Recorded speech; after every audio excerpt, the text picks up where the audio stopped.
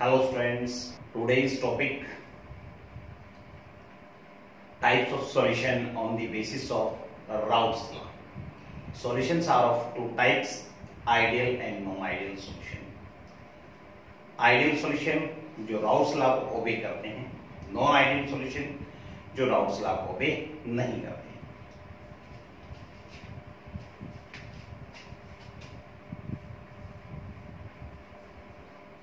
Ideal solution, non-ideal solution.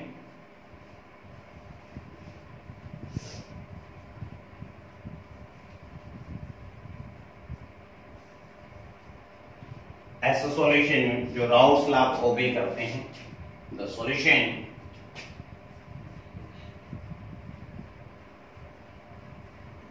which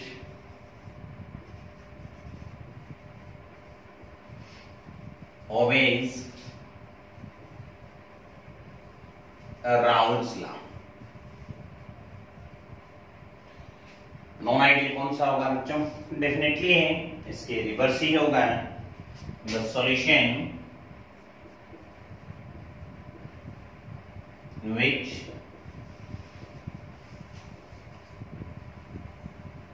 does not obey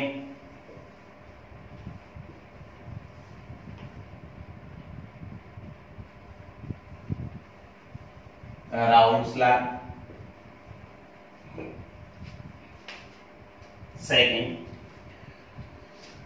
Raoult's law को ओबे करेगा तो बच्चों राउल्ट्स लॉ की इक्वेशन को भी तो ओबे करेगा. क्या है राउल्ट्स लॉ की equation? P A is equal to P naught A X A, P B is equal to P naught B X B. ये ओबे नहीं कर रहा है बच्चों, तो P A is not equal to P naught A X A, P B is not equal to P naught B X B. बहुत ही important है सेकंड वाला पॉइंट. सेकंड वाला पॉइंट कर लेते हैं, उसके बाद दोबारा उसको हम रिपीट भी करेंगे. सेकंड पॉइंट क्या कहता है? A B attraction, A B attraction, A stand for solvent, B stand for solute. Solvent solute attraction is equal to solvent solvent attraction is also equal to B attraction, मतलब solute solute attraction. उधर चलें. Second point, AB attraction is not equal to AA attraction. बच्चों आप समझने की कोशिश करें. क्या समझने की कोशिश करें? यहां क्या लिखा है? Solvent solute attraction, solvent solvent attraction के इक्वल है. अगर हम कंपेयर करें तो साफ नजर आ रहा है ए बी ए, यानी जो सोल्यूट है वही सॉल्वेंट है. अगर इसके साथ कंपेयर करें तो सोल्यूट सोल्यूट ए बी, यानी ये ए और बी सोल्यूट और सॉल्वेंट दोनों सेम. सॉल्यूशन बनाने के लिए कितने कंपोनेंट्स की रिक्वायरमेंट होती है? सॉल्यूशन बनाने के लिए दो कंपोनेंट्स की रिक्वायरमेंट होती है. तो इसका मतलब ये हुआ, ये कह रहा है आइडियल सॉल्यूशन वो होता है जिसमें सोल्यूट और सॉल्वेंट दोनों सेम हो. क्या ये पॉसिबल है? ये पॉसिबल नहीं है. यानी इसका मतलब कोई भी सॉल्यूशन हमारे पास आइडियल नहीं होता. कुछ एक सॉल्यूशंस को हम क्या मानते हैं? नियरली आइडियल मानते हैं. No solution is ideal.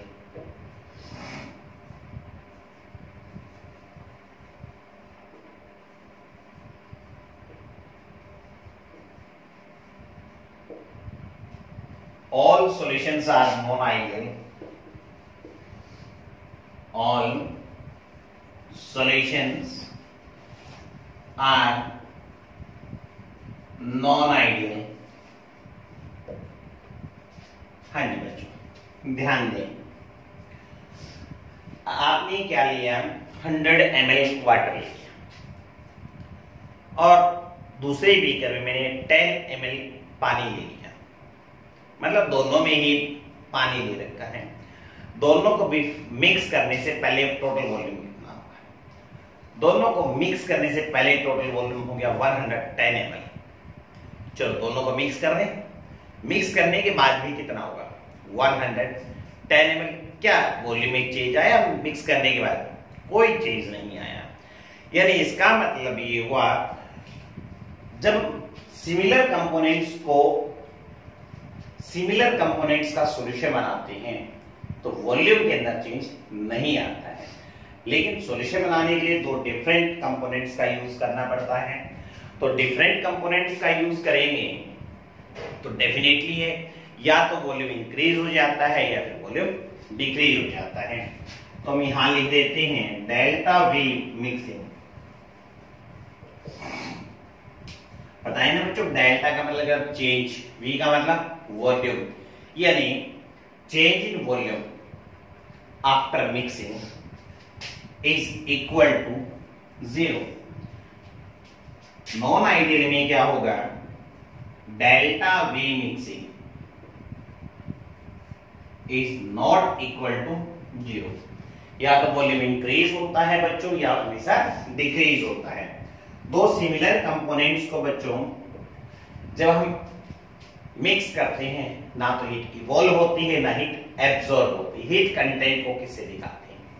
आपको बताया था हीट कंटेंट को दिखाया जाता है डेल्टा एच से। तो हमने लिखा delta H mixing. Delta H mixing equal to 0। हमेशा दो डिफरेंट कंपोनेंट को मिक्स करेंगे तो रिएक्शन आइदर एक्सोथर्मिक और एंडोथर्मिक, एक्सोथर्मिक होगी या फिर एंडोथर्मिक। छठा पॉइंट लिख रहा हूं बच्चों, थोड़ी देर के बाद उस पॉइंट को हम एक्सप्लेन करेंगे। They do not form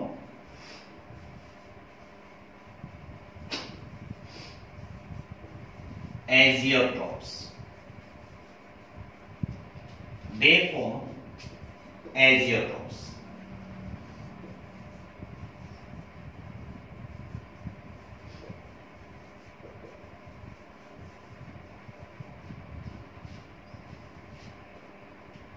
graphical representation दिखाना चाहते हैं आइडियल सॉल्यूशन का। बच्चों पहले कंप्लीट बना के दिखा रहा हूं ग्राफ, और फिर इसको क्या करना है, जितना बताया जाए उतना ही याद रखना। कंप्लीट बनाने की जरूरत नहीं है। मैं फिलहाल आपको क्या बना के दिखा रहा हूं? कंप्लीट बना के दिखाऊंगा। ठीक है, ये देखिए राउल्स लॉ की इक्वेशन ये थी, P A is equal to P naught A X A, P B P naught B X B. मान लीजिए X A 0, therefore X B कितना हो गया? 1। अगर ये दोनों वैल्यू फॉर्मूले में रख दें तो पी ए कितना हो गया? 0। पी बी कितना हो गया है? पी नॉट बी के इक्वल हो गया है। लेट एक्स ए को मैं 0.2 मान लेता हूं। अगर एक्स ए 0.2 है तो एक्स बी डेफिनेटली 0.8 होगा। तो पी ए कितना हो गया? 0.2 P naught A. P B कितना होगा? 0.8 P naught B. Let X A 0.4, X B 0.6, therefore P A 0.4 P naught A, P B 0.6 P naught B. Let X A 0.6, then XB 0.4, P naught A 0.6 P naught A, PB 0.4 P naught B, XA 0.8, then XB 0.2, therefore PA 0.8 P naught A, PB 0.2 P naught B, XA 1, then XB 0, PA P naught A, PB 0। ये सारे point मैंने लिख दिए। अब हम इसको graph में दिखाएंगे। ग्राफ में कैसे दिखाएंगे? बच्चों मैं कंप्लीट बना के दिखा रहा हूं, आप कंप्लीट ना बनाएं, समझ लें केवल इसको, फिर इसको शॉर्ट में बना के दिखाएंगे आपको। एक तरफ PA बनाएं, एक तरफ PB बनाएं। यहां पर 0.2 P naught A, 0.4 P naught A, 0.6 P naught A, 0.8 P naught A और P naught। अब यहां दिखाएंगे हम XA और XB। XA की वैल्यू मैंने यहां कितनी दिखाई 1, तो यहां कितनी आएगी 0.8, 0.2, 0.6, 0.4, 0.4, 0.6, 0.2, 0.8, 0, 1,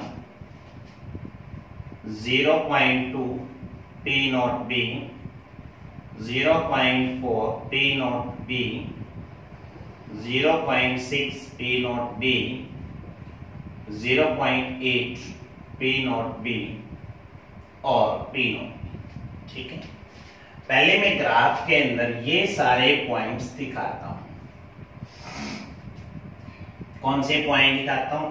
ये वाला पॉइंट, ये वाला पॉइंट, ये पॉइंट, ये पॉइंट, यानी मैं XA की वैल्यू वाले पॉइंट्स दिखाने की कोशिश करता हूं। मैंने क्या लिया? मैंने लिया XA 0 और PA कितना है 0, XA ये देखो इधर 0, तो ये पॉइंट हमें यही मिलेगा। अब ये वाला पॉइंट में XA कितना लेना है 1, तो PA कितना आएगा P naught, यानी ये पॉइंट कहां मिलेगा आपको? यहां मिलेगा। नेक्स्ट पॉइंट कहां मिलेगा? XA कितना ले रहा हूं 0.8, 0.8 ये रहा, तो हमारे पास PA कितना है, ये वाला पॉइंट मिलेगा।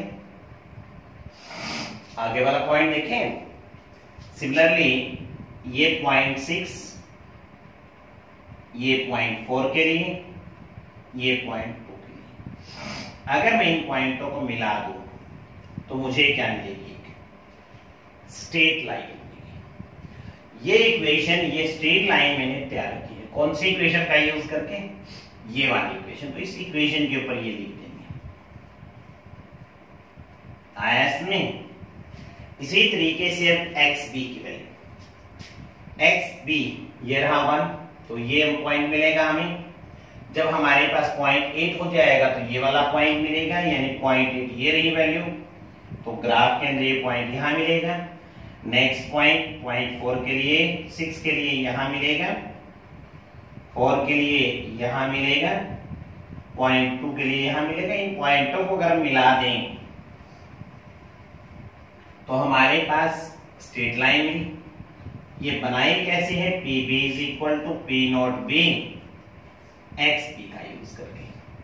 अगर आप इन दोनों को ऐड कर दें, ऐसे मिला दें, तो ये पी एस आ जाएगा, P naught A X A plus P naught B X. अब हम इस ग्राफ को शॉर्ट में बनाते हैं। शॉर्ट में मुझे पूरा याद नहीं रखना, ग्राफ में केवल कैसे बनाना है, ज्यादा पॉइंट्स नहीं दिखाएंगे हम। यहां पर बनाएंगे पी ए, यहां लिख देंगे पी नॉट ए। जहां पी नॉट ए लिखा है वहीं आप लिखिए x1 1। बिल्कुल इन दोनों पॉइंट को मिला दें और एक स्ट्रेट लाइन बना दें। स्ट्रेट लाइन पे आप ये इक्वेशन लिख दें, P A is equal to P naught A X A. दूसरी तरफ दिखाना है पी बी। यहां पर मैक्सिमम पॉइंट बना दीजिए पी नॉट बी। जहां आपने पी बी बनाया है वहीं x2 लिख दीजिए। कितना? 1। बिल्कुल इन दोनों पॉइंट को मिला करके एक स्ट्रेट लाइन बना दें। बना दी स्ट्रेट लाइन। स्ट्रेट लाइन के लिए इक्वेशन लिख दीजिए, P B is equal to P naught B X. अब इन दोनों पॉइंटों को एक साथ मिला पी एस बन जाएगा P naught A X A P naught B x. ये हमारा ग्राफिकल रिप्रेजेंटेशन तैयार हो गया है। बच्चों देखिए, मैंने ये दो बीकर लिए, बीकर ए, ये दूसरा बीकर लिया है। इस बीकर में मैंने प्योर सॉल्वेंट डाला है। क्या डाला है? Pure solvent. इसमें अट्रैक्शन कितनी है? इसके अट्रैक्शन को रिप्रेजेंट कर रहे हैं ए अट्रैक्शन से। इसका प्रेशर कितना है? पी नॉट ए। सिमिलरली यहां प्योर सॉल्यूट है, इसका वेपर प्रेशर कितना है? P naught B. यहां अट्रैक्शन कौन सी है? बी अट्रैक्शन है। अब मान लीजिए, क्या मान लें, मैंने ये एक बीकर और ले लिया। इस बीकर में से ये सॉल्वेंट यहां डाल दिया है, ये सॉल्यूट यहां डाल दिया ना। जब मैंने सॉल्यूट और सॉल्वेंट ऐड कर दी तो बच्चों ये क्या बन गया है? सॉल्यूशन। ये सॉल्यूशन बन गया है। सॉल्यूशन में ये वाली अट्रैक्शन और ये वाली अट्रैक्शन तो रहेगी, एक नई अट्रैक्शन डेवलप हो जाएगी। कौन सी नई अट्रैक्शन आ जाएगी? उस अट्रैक्शन का नाम है ए बी अट्रैक्शन। कौन सी अट्रैक्शन है? A B attraction. नए प्रेशर बन जाएंगे। सॉल्यूट का नया प्रेशर आ जाएगा पी बी, सॉल्वेंट का नया प्रेशर आ जाएगा पी ए। इस प्रेशर और इस प्रेशर में राउट्स ने रिलेशन दिया।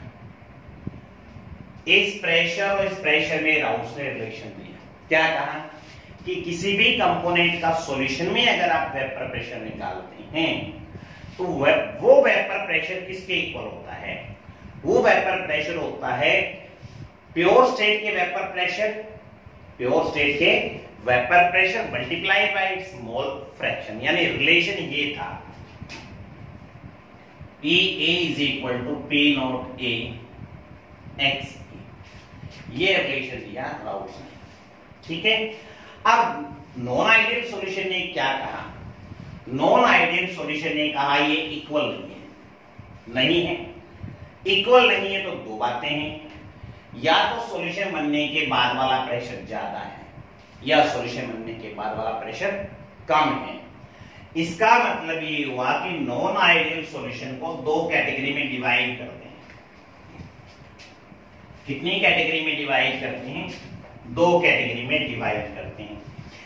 एक ऐसा सॉल्यूशन जिसमें ये प्रेशर बढ़ेगा, एक ऐसा सॉल्यूशन जिसमें प्रेशर घटेगा। प्रेशर बढ़ेगा तो उसको हम कहेंगे पॉजिटिव डेविएशन, प्रेशर घटेगा तो उसको कहेंगे negative deviation.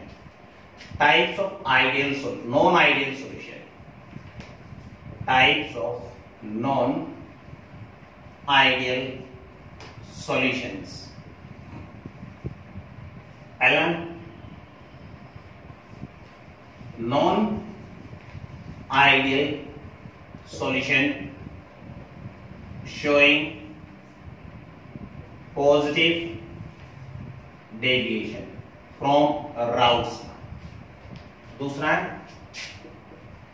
Non ideal solution showing negative deviation. दो बातें हैं बच्चों। पॉजिटिव कब कहा मैंने?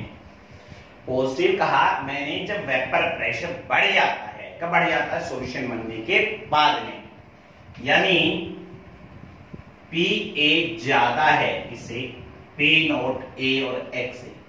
राउस ने तो कहा था कि दोनों इक्वल है, जो आइडियल सॉल्यूशन को ओबे करेगा उसमें इक्वल है। नॉन आइडियल में हमने कहा था ये इक्वल नहीं है। इक्वल नहीं है तो दो बातें बन जाती हैं कि आप ये प्रेशर ज्यादा है तभी तो हमने क्या कहा? Positive deviation.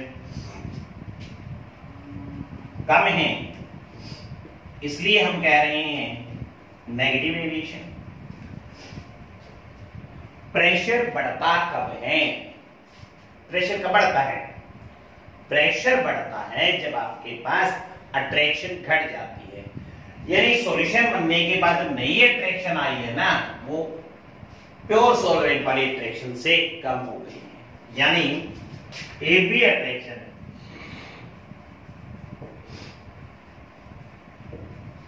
डिक्रीज हो गई है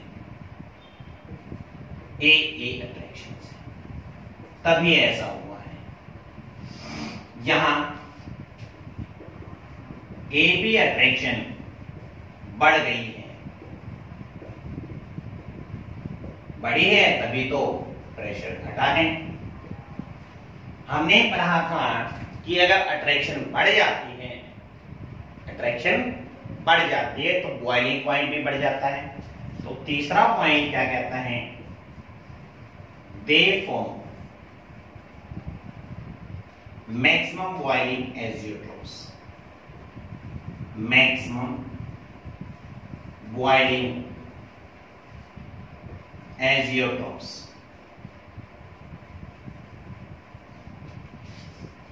यहां अट्रैक्शन घटी है, अट्रैक्शन घट गई है तो बॉइलिंग पॉइंट भी घटेगा। They form minimum boiling azeotropes. चौथा पॉइंट क्या कहता है? Delta V mixing, change in volume after mixing. Positive वाले में बच्चों इंक्रीज होता है, या यू लिख दें इक्वल टू पॉजिटिव। यहां क्या लिखें? डेल्टा V मिक्सिंग घट जाएगा, लेस देन कर दें या नेगेटिव लिख दें? नेगेटिव लिख देते हैं, आसान रहेगा याद रखना ना। पांचवा delta H mixing,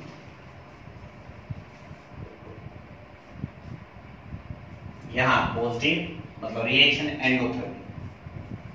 delta H mixing, यहां पर रिएक्शन हमारी एक्सोथर्मिक।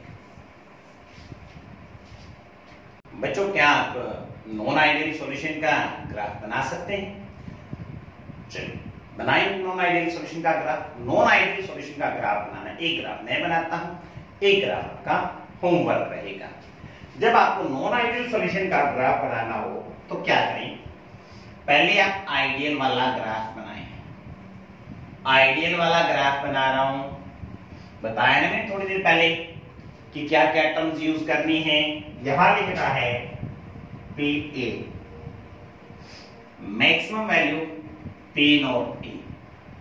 जहां पर आप P नॉट A लिख रहे हैं वहीं लिखेंगे XA। कितना लिखाना है? 1। आपको ये डॉटेड लाइन से मिलाना है। जब आप नॉन आइडियल का बनाएंगे तब आप इसको किस में दिखाएंगे, डॉटेड लाइन में दिखाएंगे। ये देखिए इस पॉइंट और इस पॉइंट को मैं डॉटेड लाइन से मिला देता हूं।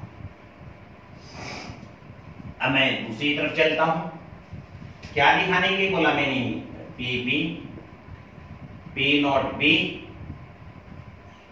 एक्स बी, कितना निकालना है बात, उसी तरीके से डॉटेड लाइन से इसको मैं मिला देता हूं।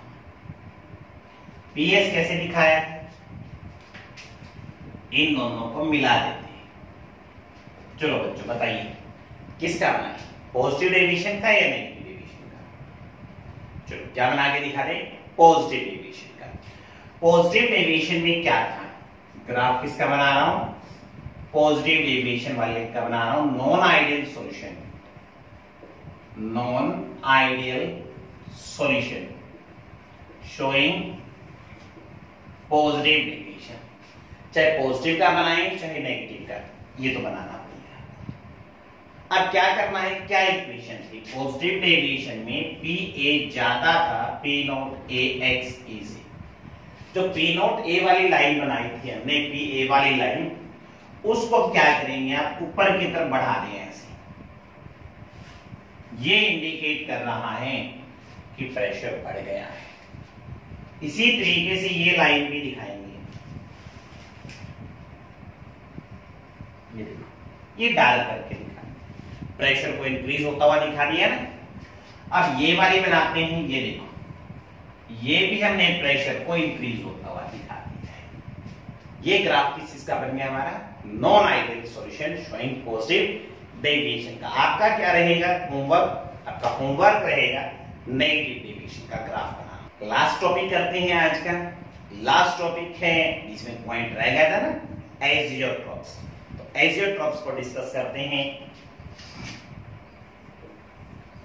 Azeotropes,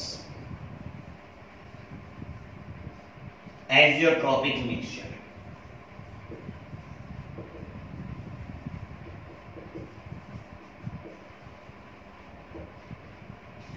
constant boiling mixture, constant boiling mixture.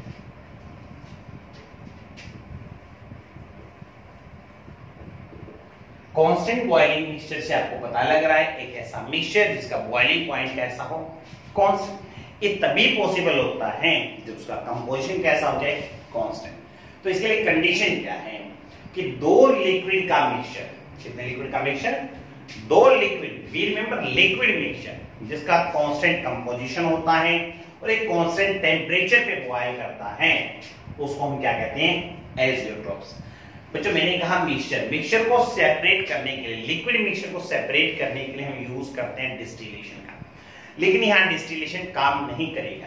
क्यों नहीं करेगा, क्योंकि दोनों का कंपोजिशन फिक्स हो चुका है, दोनों का बॉइलिंग पॉइंट फिक्स हो चुका है, इसलिए इसको डिस्टिलेशन से अलग नहीं कर सकते। कोई मेथड नहीं है इसके कंपोनेंट्स को सेपरेट करने का। A mixture of two or more liquid, a mixture of two liquids having a constant composition,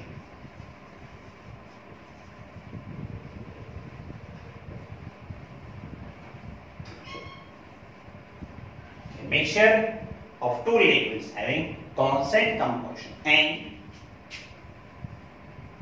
while at constant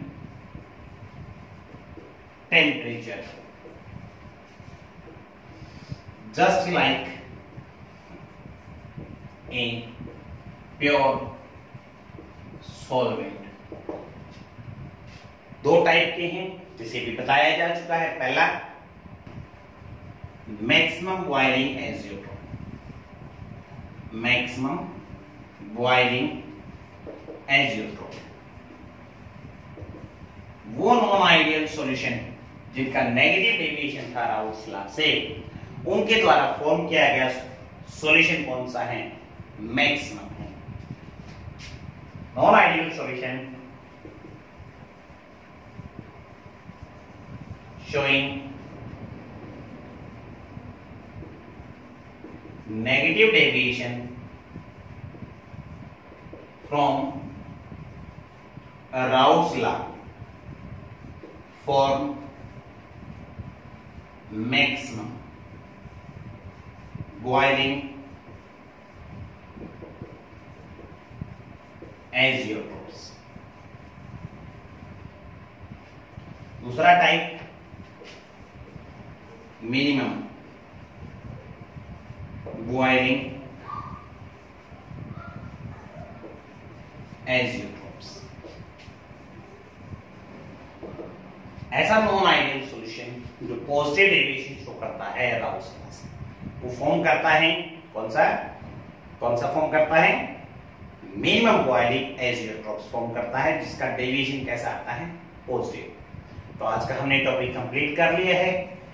कल फिर हाजिर होंगे आपके पास नए टॉपिक के साथ, नए कंटेंट के साथ। तब तक के लिए बाय।